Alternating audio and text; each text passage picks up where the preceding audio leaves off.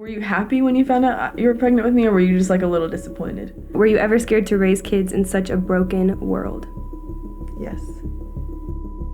Definitely. Do you have a favorite child? I would never say I have a favorite child. I would never say. Put them on the Anything spot. that you have done that you've regretted. Oh, yeah. Are you just wanting confessions? Yes. That your mother doesn't know about. Hey, godly girls and guys. This podcast is for God, from us, and to you. You're listening to XOXO Godly Girls. We're just two best friends who like to talk and love Jesus. Tune in every Friday for new episodes wherever you stream podcasts. We're excited to grow with you in this faith journey. Are you ready? Hey everybody, welcome back to the podcast. My name's Abby. My name is Tori. And we have some special guests again, part 3 this week. And so we'll let you guess who they are. Any guesses? No. I feel like we're on an episode of Dora. I know. Any guesses? What did you think it is? I'll just tell you. It's our mom! Yay! This is? Yeah. You're looking there. We have a camera right here. Your camera's right here, shooting you. That'd be really funny if the whole episode was just behind you. We're just trying to respect your privacy, no face. That's good. So we have some questions that we put on our story, like, hey, what are questions you've always wanted to ask your parents but haven't asked before? And then we also asked our good friend ChatGPT some good questions to ask your parents, and then we thought of some. So we've Starting got with some good questions for you. You guys, the number one rule is you have to be open and honest, but don't hurt our feelings. don't embarrass us too much. Yes, okay. We'll think about it. All right, question number 1. I already know this, but I just want to hear you This is for say both. it. So every question we ask is for both Okay, of you. Okay. Were we planned? Were you planned? You want to go first? Go ahead. I can. Abby was no. So what happened there? So what happened? So I was done, and Abby's dad chose to not take care of issues, and so boom, there I was. No, there I was. There you were. Did he lie, or did he just not tell you?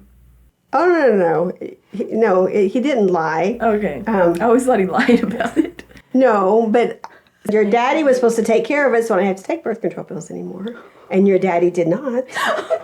And so I talked to the doctor because by this time I'm 38 years old. And so I'm really getting too old to be having babies. But I had Abby, and I told the doctor I was not leaving the hospital till I was fixed. So that's why I am the end. Okay, Tracy, you're done. You were the end. I was the end. I But was the beginning. Oh. This is bad, though. I wanted a baby so bad that I was always like, man, I wish I'd just find one alongside the road. Is this your way of telling me? You guys have the same cheekbones. She has yours. So that being said, just because Abby wasn't planned doesn't mean I didn't want her and I don't love her. Yeah. It was the best thing ever. Yeah. Did you were you happy when you found out you were pregnant with me, or were you just like a little disappointed? Maybe disappointed in Tom, not in the pregnancy. Maybe shock, like, oh crap, what am I going to do now? Because I'm 38 years old, and even the doctor said, oh honey, you were 38. And it's just because your risks are higher for problems. And my first baby died, and so you don't want to go through that again. So thank the Lord, Abby is here. All right, that brings us to our next question, and this is also a really deep one. So let it resonate with your soul. Let it just sit in your soul. Oh dear. Do you have a favorite child? I love all my children. And I would never say I have a favorite child. I would never say. You're in a church right now. You cannot lie. She's not lying. Okay. She's not lying. She would never say. She would never say. No, I would never say. So who's the favorite? If I had to say I had a favorite, it would probably be the baby I lost. Aww. Because I didn't get to care for it. Yeah. No. was sweet. I guess I'll take that one as he can be the favorite. Yeah. Blake, I'll see you in heaven. And another one, I don't know what the other one was. I had a miscarriage at 13 weeks, so there's 2 babies in heaven. So Abby was like extra miracle. Yeah, that was, honestly, I was just like, whoa, I don't know if I can do this again. Yeah. But I did. Well, do you have a favorite? I love you guys. It's weird. Like, you'll know what I'm saying, though. Like, I love you both equally, but in different ways. Because, like, I have more Different relationships with us. It did. So those were kind of lighthearted, but we do have some pretty good questions, and we really don't know your guys' answers. So, what is something that you wish someone told you before becoming a mom?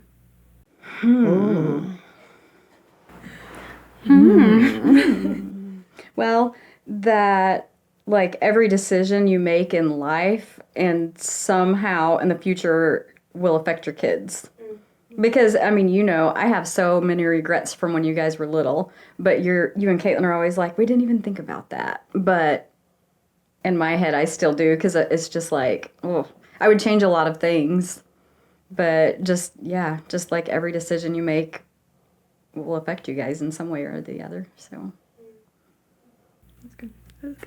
So you were so eager to be a mom, like you wanted a baby so bad, you were like, I'll find one on the side of the road. So then when you had a baby, It was like, whoa, I'm responsible for this. because I know a lot of people, like today one of our girls was like, I just love babies so much, I just want to have one right now. And we were like, whoa, chill. You're in school. But no, like some people have really bad baby fever and they just want like a baby. What do you feel like you wish you would have, or not wish you would have known because you raised us and loved us, but what was different than what you expected it to be? It's a lot of work. I mean, and it's like every stage, like the newborn stage, that's hard because you don't get sleep. And then the toddlers, because they're into everything and you have to watch everything. And then, of course, you've got middle school, which I know for you and for me even, I hated middle school because of all the drama and everything. And then, but like every stage of life, like as mothers, you're still learning. Like even the age you guys are now, we're still learning how to parent because it's different now than it was 5 years ago. So and that can be hard sometimes. So, but good. It's good, but yeah, it can be hard because we're still learning with you guys. What do you think is the hardest stage to parent? From like birth till now. What has been the weirdest, hardest, funnest? It depends on, I'd say, the stage that they're in. I mean, because you're learning how to deal with that at that time. And like your girls are close together. Yeah. And so mine were separate. And so, 10 years apart. Yeah. So parenting Tiff was a lot different than Abby. right. And I mean, there's similarities, but life changes and society changes. And so that in itself, I parented Abby actually different than I did Tiffany. I mean, there's a lot of similarities with discipline and the way you raise them, but it's different. And each child is different. I mean, some of them were easy transition, but others you had to learn and struggle through whatever they were going through. And I have 3 that I raised, and none of the 3 were the same. Yeah, Tori and Caitlyn, they're completely opposite. But yeah, That's crazy to learn too because they were so close. I know, because they were they're only both so 19 different. months apart, but they were still so different. Yeah. And like Tori, I could. I'm gonna tell on you. but like when they were younger, like with Caitlyn, if I would get on to her, there was this one instance that was really funny. But I had told them over and over, if you guys don't stop fighting in the car, and it was this one car ride, I'm like, when we get home, I'm gonna spank you. And so it was like they were good for like a minute and then they were fighting again. So then we get back to the house and I'm like, okay, girls. And then Caitlyn, we'll start with Tori first. Tori, she has, probably a normal reaction. She's like, why do you hate me? Well, Caitlyn, her response was, I know you're doing this for my own good, Mommy. I was so mad at her. That made me more mad. I'm like, are you kidding me? But she's giving Mom the lecture. This is going to make me a better person. Oh my gosh. Bro, stop. But then later on in life, like their later teenage years with Tori, if I would say something like, I don't know, it wouldn't even be anything bad, but if I'd kind of get onto her, then she would get her feelings hurt. If I'd say something to get onto Caitlyn, then it was on. So it's just funny, like even you'll parent a certain way, but then things can change because events will happen in your life or because society keeps changing or relationships or all of that. So even from parenting one kid, you can end up having to change the way you parent them. I just can't even imagine. Because we just talked about when we would get in trouble. Yeah, that's a good one. Are you still proud of me even when I mess up? Never. No, I'm just kidding. Yes. I mean, you learn from your mistakes. It took me a long time to learn from mine, but no, that's just part of life. Yeah, I'm always proud of you. I think you're always proud of your kids. Sometimes you don't like maybe something they've done, but they're our children. We're always proud of them. Love them unconditionally. I think when I would mess up, I would hide my mess up so lot. Like, the one that comes to mind is my car. The look. I know some things you did, and you don't think I know. But, I'll just explain this one. We just won't get into that. My car, someone had, threw an ice chunk, and it broke my mirror off my car. And I was too scared to tell Mom for so long, and so I duct taped it back on. Your and mirror? It was in my mirror of it was like my old car. And I was like, she did it for months. And I was like, I got away with it. But you weren't even mad. You were just like, why didn't you tell me? That's stupid. Just say, I don't know. You've never really been whenever you're upset, you talk it out with me. You don't just, I don't know. I don't know where I was going along with that, I think that's a big thing because it was the same with us where Mom would be like, I wouldn't have even been mad if you would have just told me or talked to me honest. For it. Yeah, been honest. But then when you mess up, you're afraid to disappoint them, so then you just hide it and you don't want to say anything. Yeah. And then that's when I think that's when the tension in relationships starts with parents a lot because you're not being open with each other or you don't feel like you can. I know that's what it was for us anyways because it was once we finally talked, then there was resolution. But until then, I was not good at talking about my feelings or about things that I had done or that had happened. So, yeah, I just felt like you were disappointed in me for the things you didn't know that I was doing. And so I didn't bring them to you. You never really were. Yeah. So sometimes you probably just your inner self if I tell Mom that they won't like me, but when you'll find out one day when you're a mother, it's an unconditional love that you never lose. You don't want anything to happen to your children, but you want them to learn. Yep. You want us to fear you, but not fear you. Well, yeah, but think about that's what God wants too. Fear out of respect, not fear out of I'm not going to come to you and I'm going to be ashamed and it's literally the same thing. Yeah. But you don't see that when you're a kid. I don't feel like I had, no offense, but respect for Mom as a parent till I got older and thought of everything that she did as a parent. Because when you're a kid, you think, this is just the expectation. She's my mom. She has to do this. She doesn't. There's a lot of moms who don't do the things that mothers should do. So just realizing that and being grateful. I think just having been a daughter and then with the mother, I think sometimes you don't realize how much you value your mother until you become a mother. Yeah. You think? I am a dog mom, so I think that's when it really changed for me too. I don't know when it changed for me, but I value you.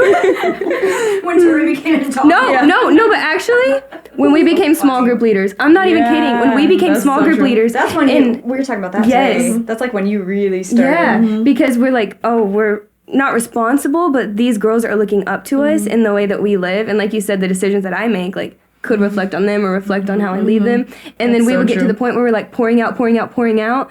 And then they're like, what? And then they go make their decisions that we just like, and we still love them. We still love them. But we just know that they can do better than that. So it hurts our heart. Like that really is what changed for me. And I'm like, I don't know how mom did that every single day for the past 23 years. That did change. Yeah. Become a small group leader of 20 girls and you. Yeah. We got 20 middle schoolers at once. We didn't even get that. No preparation. No. We didn't get to go through like the 9 months of inner womb. Like we just had teenagers. Anything else on that? On anything we had talked about so far? Okay. This, you had kind of mentioned this earlier, Mom, so I wonder if it's the same for Angie or what this looked like for you. But any regrets, it could be as a parent or kind of in your life that led to that, or was there a time where you ever wanted to give up? Heavy one. I think if I had a regret is not being able to spend, I envy mothers that are able to stay home with their kids all the time. I envy them. And looking back now, I wish I could have been there more when they were growing up and done more with them. Whenever I could, I was there. But I think that's a regret I have. That's hard. I think that's good, too, for some of the moms listening. Like, I know a lot of my friends who are moms, and they're taking that route, but then there's days where it's so hard because, like, you have no distance. Like, in your social life almost, where you would go to work and be around people your age. When you're around the kids all the time, there's conversations I've had where they're like, they don't have that appreciation yet, like me and Abby do for you guys now. And so it gets really hard to be like, am I doing the right thing? But I think that that's encouraging if they're listening to be like, this matters. Like, take advantage of it. You don't need to cherish being able to be there.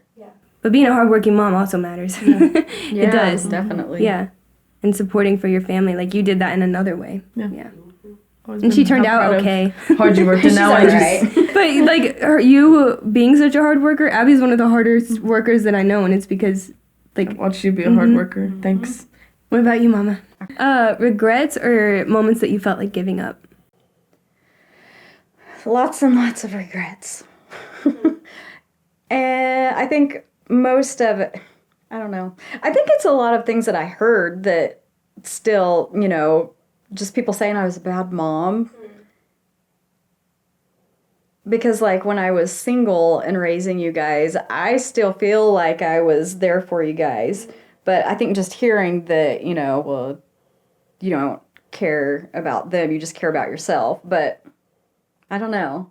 Because I don't really feel like that was true. No, you were a really good mom, but you made bad decisions at times. Yeah. But, like, me and Kate growing up didn't even know it until we got older, we built that relationship, and you were honest with us. But, like, you were never a bad mom to us. But there was a season where you weren't living for Christ, and you talked about that in your testimony. Yeah. But well, that's the main thing. Like, I wish I would have stayed consistent with that.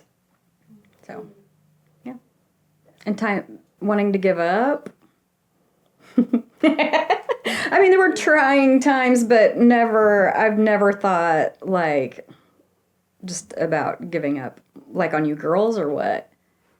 I don't know. Just giving up on life, or just giving up on being a good parent, because you guys are both really good parents, and like there's a lot of parents that are just like, I don't care about my kids and I'm not going to pour into them, but you guys have always done that. So I can't imagine. I could never give up on my kids. I never could. And I know there are people out there that do, and I think they probably don't have God in their heart, because I don't know how you could be a Christian and give up on your child. That's your blood, and you're part of my heart. I don't know how they could do that. That brings me to my next question. You guys talked about raising your kids in like a Christian household. It just left me. Come back. Like, was it difficult under Christian values? Yeah, it is difficult, like, being a parent in general, but, like, I feel like you get attacked a lot more as being a Christian parent, I think. And so, like, how do you think that was different than just being a parent than being a Christian parent? Because like you were saying earlier, society changes so much, and society parenting is very different than Christian parenting and like what we're called to, and they can think that like it's crazy that we have certain values or rules or boundaries for our kids. Yeah, because we're just strict. Yeah, is what people. So as for me, I don't think that was so hard on me as it was on my kids, because they may have got, well, you can't go do that. You can't go out and drink or whatever. No, my mom won't let me. So I think it's that's what I say. It didn't really. I've been a Christian for so long that this is just, and all through my kids' life. I just knew that's how I wanted. We're going to be raised in. We're going to go to church, and we're going to respect God, and we don't say bad words. I wash my mouth out with soap. Into the pillow after you barely closed the door.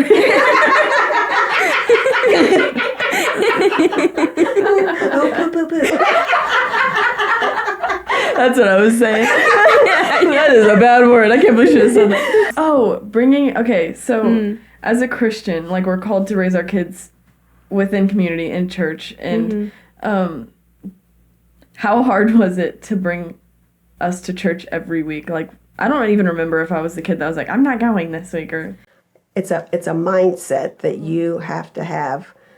We're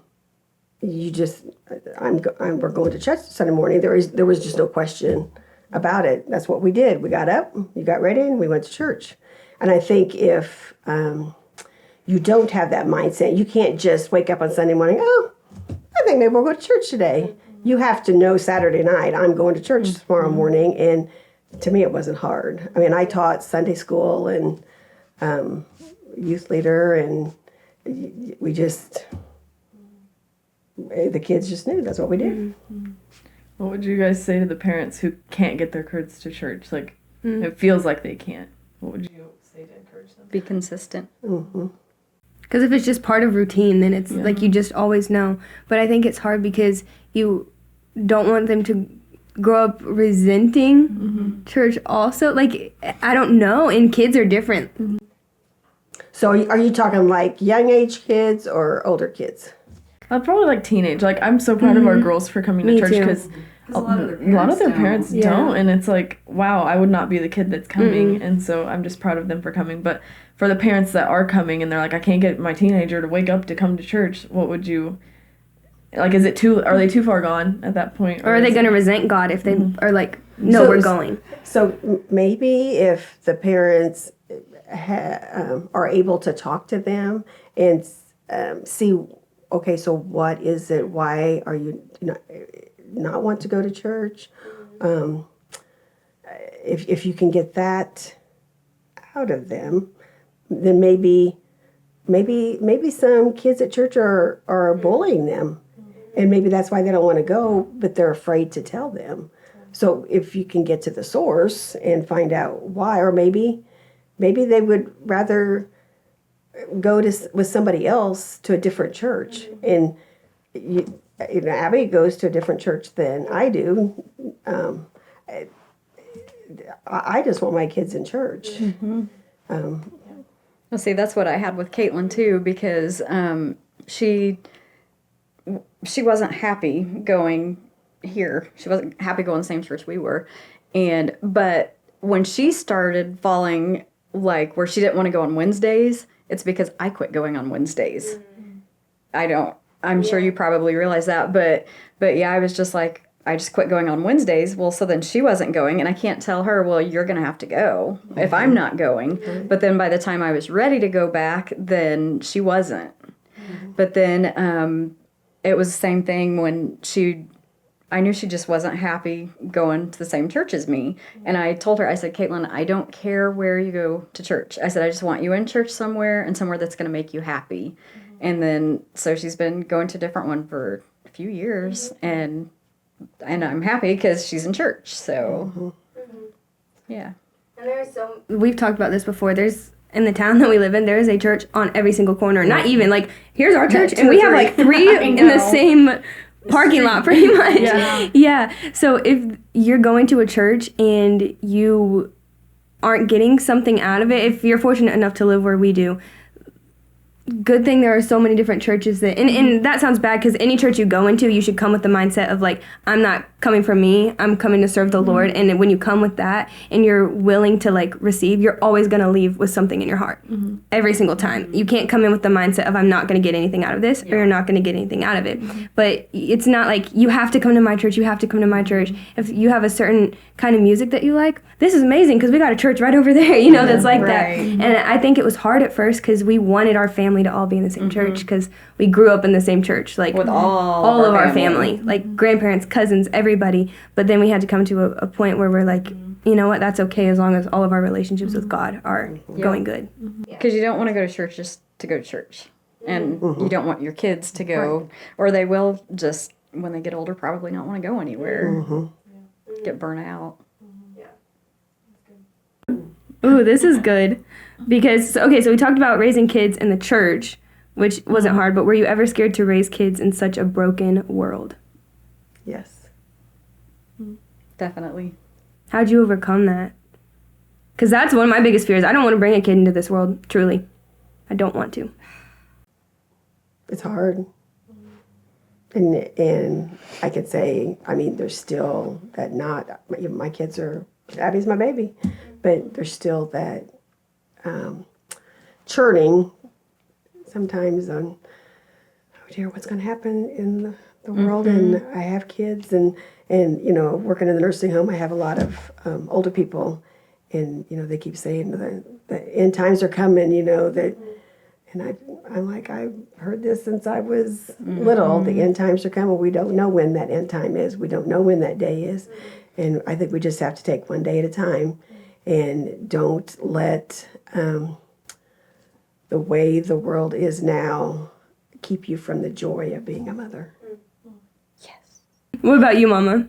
Were you scared to become a mom? No. I wasn't. No, I really wasn't, because things back then weren't like they are now. But like now, yeah, I think I would be, because we didn't have social media back then. Wow, that's showing how old we are. But no, really, I mean, there wasn't social media, so you didn't have the comparison, and you didn't have like all the bad stuff kids can look up just in the matter of seconds. So I didn't worry about that stuff. You guys were outside playing. I just had to worry if you got bit by a snake or something. But so yeah, I didn't worry about any of that back then. Yeah. That's good. It's just crazy how much the world's changed even in the last 5 years. COVID. So imagine COVID. COVID was a hard season for parenthood for mom.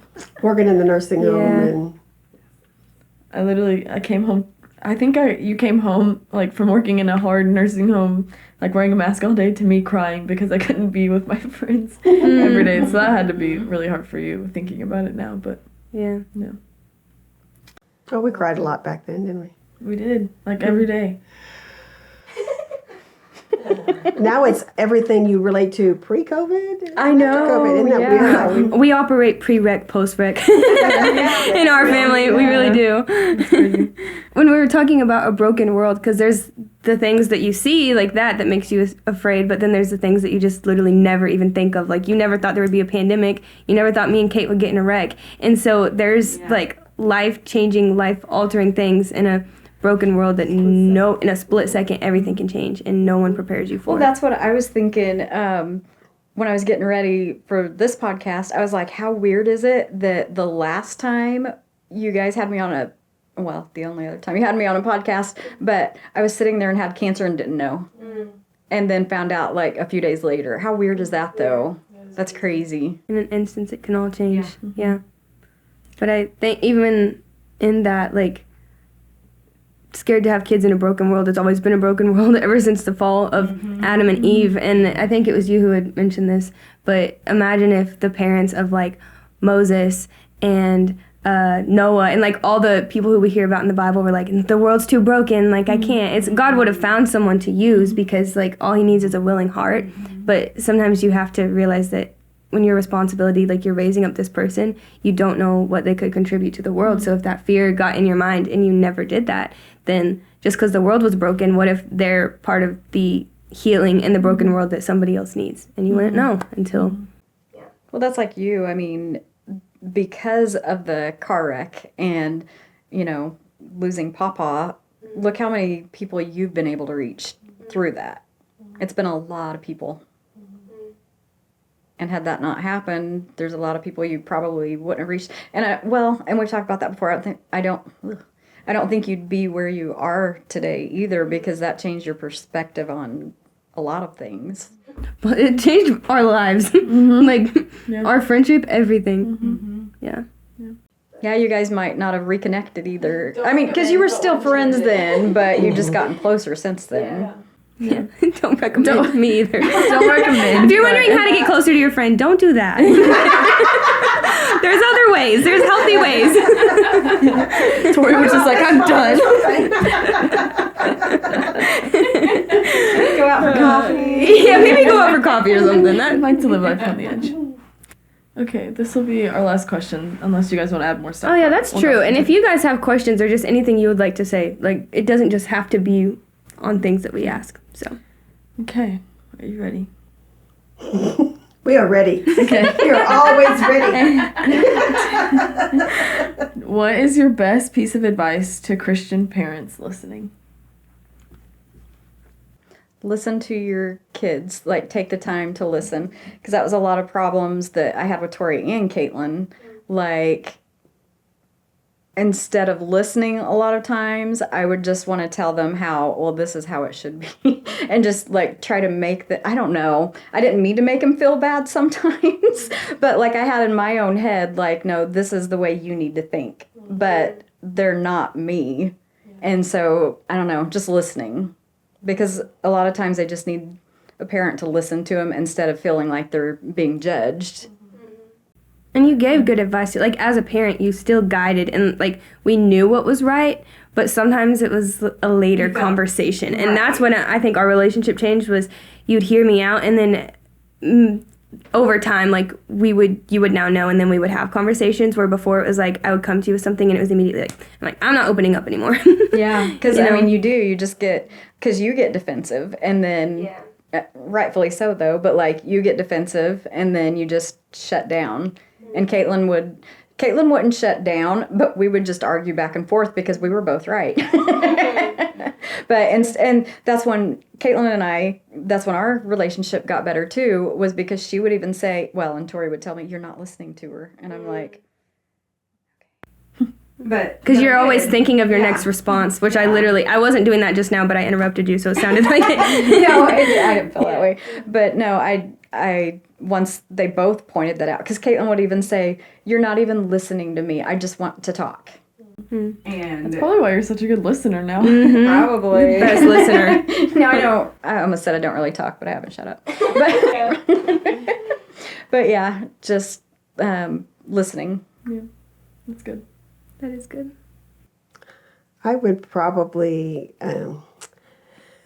say, and I'm not always the best at this, but to stop and think before you respond. Yeah. Because once the words come out, you can say, I'm sorry, but you can't take them back because you've already said it. So if I, as a Christian, I think, stop and think before we speak. And I take that to heart too. That is a big one. Yeah. Because especially when they're younger or teenagers and they just make you so mad. Then it's just you just say whatever you're thinking. Yeah. I distinctly remember years ago when my son was young, and I usually tried if I said I was going to do something, I wanted to make sure I did that, because if I didn't, then they would just push me farther the next time. And so I'll never forget, he had problems when he was younger, and I said, and he was in his room and he was throwing a fit, and he was throwing things out of his room into the hallway. And I said, you stop that right now. I said, everything you throw out of that room, I said, I am boxing up and I will sell. Oh my goodness, you have no idea how many things came out of that room. And I did. I took it out and I sold it at a garage sale. Things that I'm like, oh, I regret, But that's what I told him. And so that's what I did. So I think if you say something, you have to follow through with what you say. So I wish now I would have said something different. Yeah. But I didn't. And but I did follow through with it. What Angie just said, you've also been really good at, like too good at. When you say it, that's what it. No, like it's good. You never, like, threaten and don't follow through. So if me and Caitlyn were gonna misbehave, like you mentioned the story earlier where you gave us spankings, it's like then we're like, no, Mom, I'm so sorry, and you're like, I know, but I told you. And you did, and you warned us ahead of time. And I also think that's a good representation of, like, with God. Obviously, he forgives, but then when we're just like, I'm sorry, and we don't realize, like, the consequences we're bringing on ourselves. So I learned that through the way that you parented me, because I realized sorry is just an empty word if you don't, like, follow it through. So, yeah, you were always good about, too good about it. I think, like, maybe when we get home, she's going to forget. Like, maybe she'll forget that she said that. You're going to be grounded if you do that. And then I'm like, maybe she doesn't remember she said that. But she did, and she followed through. But I've seen the opposite, where parents don't do that, and then the kids just walk all over them because there's no... Because they know that they're going to get away with it.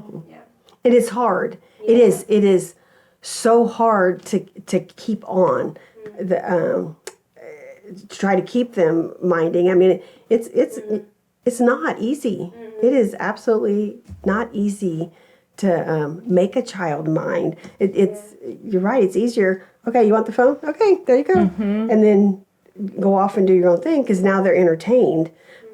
But like you said, society, social media, and that's what the kids are used to nowadays. And I believe it's harder because years ago, they'd go color and, I know. and paint, and nowadays they have to be entertained all the time. Well, that was like when you guys would hang out when you were teenagers. You didn't. I mean, you had your phones, but We were never on. No, they were on the table or. No, but we really weren't on our phones. We had dance parties and different stuff like that. But. Yeah, but I never had to worry about you guys just being on your phones. But that's like, even sometimes in small groups, you have to tell the girls to put their phones up, because if not, they're just like on them all the time. And I feel bad that they get a lot of crap for that, but that's how they grew up, and that's what they know. So it's hard for them. Like, it's hard for the parents to create that distance when it is like they're screaming, they're used to it, and they want it. But it's also hard for the kids, because then as teenagers they're addicted, and it's like they didn't really have a chance. Like, I know. I really feel bad for them. Because you guys played outside and like hung out with your friends without that. But that generation, that does make me really sad.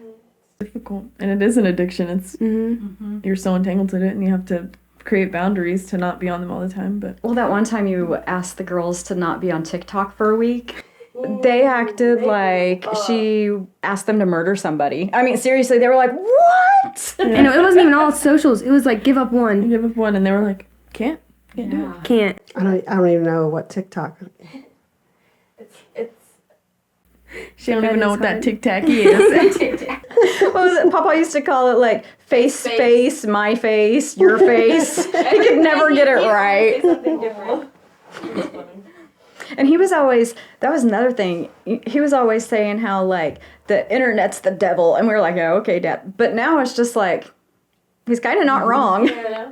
Because, I mean, access to so many bad things. So many bad things. But not only that, it steals your time, it kills your mental health, and steals, kills, and destroys relationships. Because, like, I see all of the girls that, like, when they're hanging out, they're not hanging out. Yeah. Well, is there anything else that you guys wanted to say other than That you that? want to say, or you want to questions ask for them? before we close out? Let's put them on the spot. Anything that you have done that you've regretted. Oh, yeah. Is it? Are you just wanting confessions? No, that your mother doesn't know about. That's for a later conversation. I told you this a long time ago, but I used to sneak out. You told me that. Yeah. Well, Tori told me, this was so funny. Tori had to confess to me one time. She's like, Mom, I really need to tell you that I've snuck out of the house a couple of times. And I'm like, oh, But I didn't tell you the other part till later. Yeah. And I'm like, oh, really? You know, no judgment. Guess where she snuck out? To the front yard. But one time, it was to the side yard. Goodness. Yeah, that was the in trouble part, because it was to see a boy. But I still thought it was hilarious, because I was like, Now she feels Yard. so bad. She's not even dating. I'm so sorry, Mom. My actions show how sorry. It's okay. You can date now, Tori. yeah, you're almost 24. I give you permission. You don't have to tell your mom. Yeah, That's hilarious. but I did, because I was like, when I wasn't allowed to be with him, I'd sneak out of the house to see him, and Mom was like, we had that conversation a long time later. I was just talking, you had brought it up, and I'm like, like on the side yard, and Mom was like, you snuck out to the yard. You snuck out. Well, but I wasn't like brave enough to go further because I was scared. Not even the backyard. No. Your mother could have caught you. If she saw Tori, what are you doing outside? Get in here. Mom's like a rock. But Dad, I don't know if I ever told you this. Dad would be sitting, I don't know if he just didn't know I was like leaving the house, but he's sitting there watching his movies and be like, bye, Dad. Did he just let you? He was like,